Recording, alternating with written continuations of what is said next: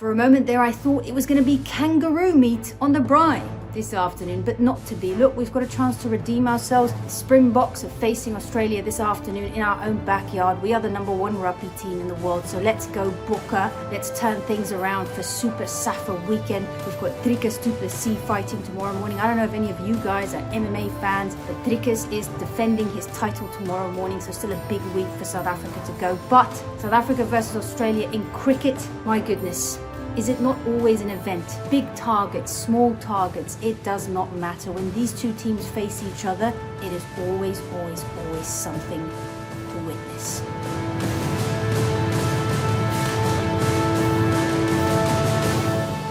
Look, I mean, again, this name Dewald Brevis just comes up, or Dewald Brevis, as you would say it as a South African.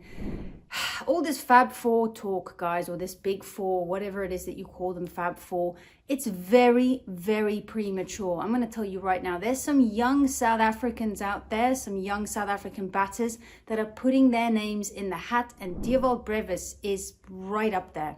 This guy is going to entertain us for the next 10 years. Look, I'm a solid believer in the fact that you've got 6 balls to get this guy out. 6 balls. If you don't get him early, he is going to make you feel the pain. Okay, he is finally stepping into the greatness that we all saw watching him playing domestic cricket. I remember I watched him score, I don't know if he scored like a 200 or something, but he was absolutely phenomenal. Okay, this guy is a beast. Brevis the beast. And we saw that in this series. So I'm very excited. I think it's safe to say that this guy has got his ticket. If all goes well, God's will, he's a big believer. If all goes well, all goes well. This guy is going to India, so I'm very excited for him. Kwena Mapaka, if I got my stats right here, I think he was the leading wicket taker in this series. Big improvement for him. We've seen him in this format a couple of times. He was expensive. I think that's what you're going to get with somebody that can bowl like a 145 clicks, depending on the pitch, etc. He was fantastic. I don't think he's a power play bowler yet. I think a couple of the commentators said the same thing. That was a bit of a risk, I think, from Aiden. But look, when you're defending a low total, I think sometimes you just have to roll with it and you need to try things. Also to see how he does do in the power play. I just think he's a much better bowler outside of the power play, but very, very, very exciting. He's also a left arm bowler. You guys know how I feel about left arm bowlers. You know how in love I am with Arshdeep Singh. This poor guy is warming the bench for India. But yeah, big fan of Kwena Mapaka. Not a good series for me for Stubbs. Yeah, he was there. He hung on a bit, but he just feels a bit off. I thought his fielding as well wasn't really that great. That's the other side of things as well. I thought Brevis, Luandre Pretorius, this is high pressure games. These guys are just coming into the Protea setup, and the fielding and the catching, everything has just been remarkable from them. But yeah, Stubbs, I just feel like he needs to find his identity. Like, what is his role? And I also feel like with South Africa, yeah, Miller isn't there. Jansen isn't there. Rassie van der Dussen coming in at number 6. I don't think that's really something that we have in mind for the future. Maybe just have him in there for a little bit of experience or whatever. He actually played a really good innings today, to be honest. But when Brevis lost his wicket, I think the run rate was like 9.8, right? When Brevis was batting, it just shot down to 8.4. I think in the space of 9 or 7 or 8 overs, we only scored 1 boundary.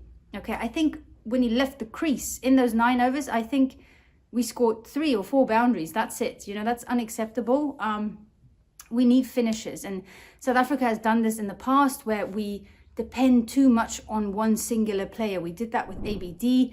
And look, these guys are humans. Okay, they are not superheroes. I know that they've done some superhero type things. And Brevis, again, in Cheepak, he sometimes makes it look like a road, even though it's not. We've all been... I'm going to go to Cheepak one day. I can't wait to go there. But we've all seen what kind of pitches they have there. Some of my favorites. I love pitchers who favor bowlers. But Dewald can make a pitch look like a road, right? But the thing is, we cannot just solely depend on him. Other guys need to put their hands up. I also thought Rickleton Yeah, he scored a 70, but I don't think he's going to be very impressed with his performance. I think he's very critical on himself. Aiden Markram as well. I do like the idea of those two at the top. I just feel like they need to get the balance right. Again, I feel that South Africa is maybe trying to go too hard in that power play, where I just don't feel like we need to do that. We don't need to compete with other teams. Yeah, okay, fine. If they go at 10 runs and over in the power play, that's great. Fantastic, you know, but we don't need to do that. Again, I just don't feel like it's worth the risk. I feel like Aiden, if he just gives himself a little bit more time, you know, taking unnecessary risks against one of the best bowlers in the world, Hazelwood. So yeah, I mean, we'll see how the ODI goes. It's going to be interesting for me to see if Shukri is going to go with Aiden and Rickleton as the opening pair for the ODI series as well, because I do think that those two have to be our openers in all three formats. But, you know, Mutusami as well, disappointing day for him today. He just, in the beginning, he was just firing the ball in. And look, Dew, we can blame Dew and all that, but, you know, the World Cup, we're going to have to deal with Dew as well. So I actually thought South Africa did really well tonight. I thought that they did well the other night as well, bowling in the Dew. So that's pretty good for us. Ngidi, yeah, tough luck in that last over. But I just think that if he's going to be too dependent on slower balls, teams are going to start setting up for that, right? So he just might need to... Tonight really was the type of night, the type of pitch to really go pace on. I thought Rabada also missed a trick in the power play to not go pace on, going slower balls too early. Look, I like the idea of slower balls in the power play, but I do feel like you need to look at a pitch and you need to see what works on this pitch. But I think there's a lot to be proud of for South Africa. Look, and when Maxwell's in the mood, he's just going to be Maxwell, like what he was tonight. I thought he was absolutely phenomenal. His fielding, his bowling. I mean, you know, the guy, he's getting into those older years now, but he's still as fit as a fiddle. So just fantastic by Australia. They were also missing a couple of big names like South Africa, you know, no Jansen, no Maharaj. Maharaj would have been, what a treat he would have been to watch, I think, in this series, but not there for us. But a lot of positives for South Africa, and I think for Australia as well, you know, all those eyes on the upcoming World Cup. And it's always a fight and always an event when these two teams face each other. So yeah, on to the ODIs now. And for this afternoon, go Bokke.